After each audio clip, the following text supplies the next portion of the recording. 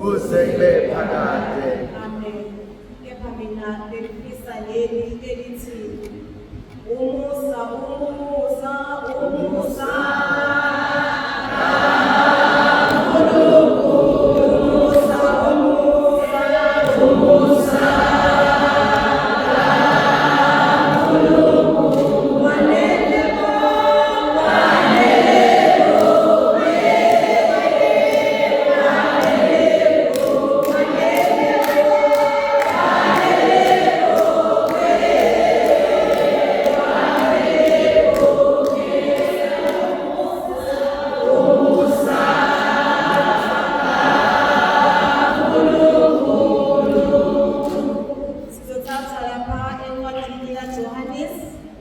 Chapter 19, verse 26 kuya ku-27 ofundeka kanje.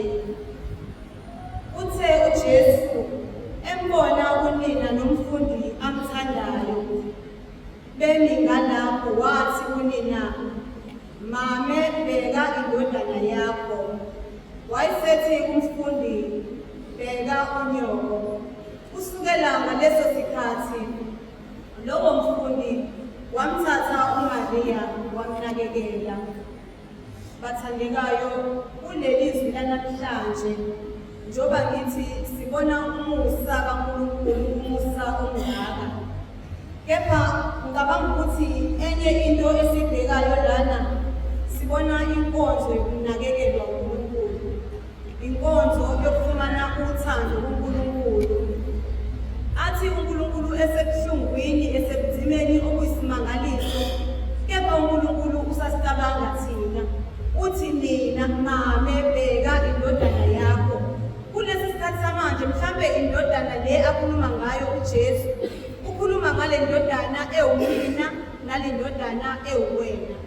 Uma nje sithi ukubuyela kancane mhlawumbe emumva, uma sikhumbula ingelosi uGabriel, uma ifika kuMaria ithi, Maria, ufumene umusa.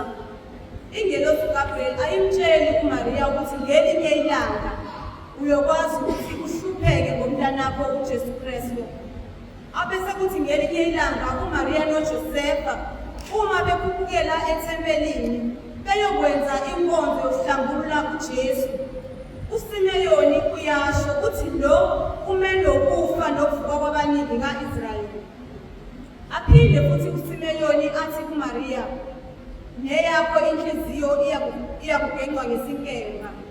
Kepha into angayisho uSimeyoni kuMaria ukuthi kuyokwenzeka nini nokuthi kuyokwenzeka kanjani.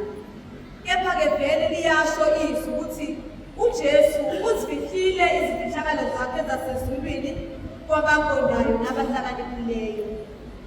Uma-ke silibheka leli zwi sibona umusa omkhulu kakhulu kaNkulunkulu.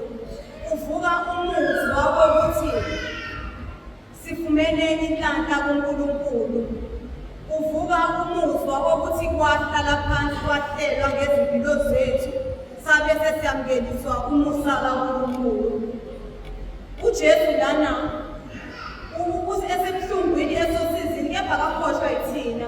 Uyazi ngelinye ilanga ukuthi nathi siyohlushwa, kepha uNkulunkulu usipha umusa wakhe, asiphe amagrasiya akhe.